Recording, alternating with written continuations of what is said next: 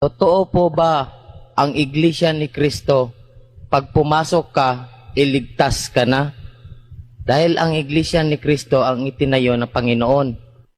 Alam mo, kapatid na Joel, hindi pa naman kayo tao nung magtayo ng iglesia si Kristo eh. Dapat itanong natin kay Kristo, alin ba yung iglesyang itinayo?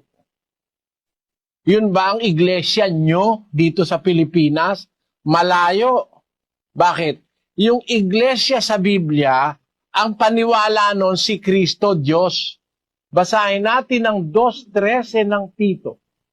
Nahintayin yaong mapalad na pag-asa at ang pagpapakita ng kaluwalhatian ng ating dakilang Diyos at tagapagligtas na si Jesucristo. Ay, maliwanag dun eh. Meron siyang may conclusion siya na si Jesucristo. Conclusive yung salita eh. Ang ating dakilang Diyos at tagapagligtas na si Jesucristo. Yon. Kaya si Kristo, sa iglesyang totoo, siya ay Diyos.